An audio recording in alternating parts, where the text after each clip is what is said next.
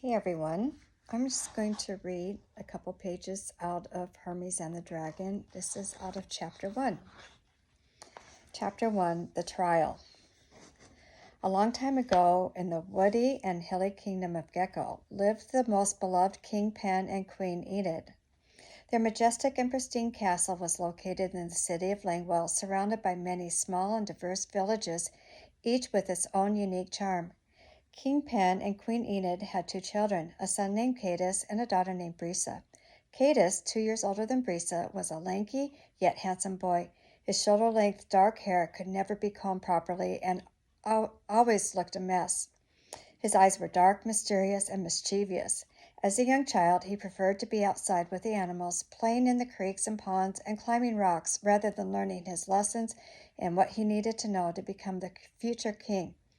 Now a young man of 16 years of age, he still preferred to be outside with his friends, target shooting with bows and arrows, flirting with the girls in the village, and creating mischievous havoc. Nothing bad, but typically not recommended for the prince and a future king. King Pen always was concerned about Cadus's hair, since its messy appearance looked unfit for a prince. Queen Enid teasingly reminded the king that eventually his hair and mischievousness would calm down and he would make a brilliant king. After all, King Pen also had unruly hair and a mischievous streak in him as a young boy. Brisa was almost the complete opposite of her brother. Her long wavy hair was golden colored and her piercing eyes were like deep blue sapphires. She loved being with animals and had a special gift to communicate with them. When she was 12 years old, she received a yellow puppy and named him Dumont. He grew to be a large golden dog that stayed by her side whenever she went. Even though Brisa was beautiful and the daughter of a king and queen, a sadness permeated her eyes.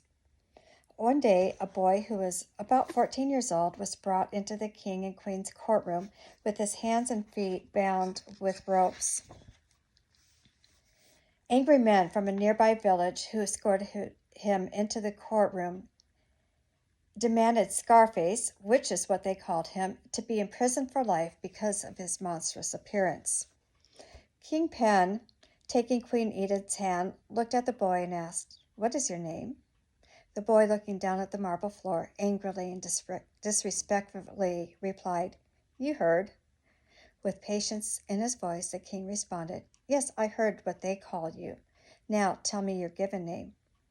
Looking down and barely speaking loud enough for the king to hear, "Hermes." One of the villagers shouted, "Scarface! That's the only name he deserves." "Pandarus!" shouted the king, standing up from his throne. "Quiet, no more outbursts from you." King Pen sat down and gave a knowing look to his beautiful queen. There will be more later.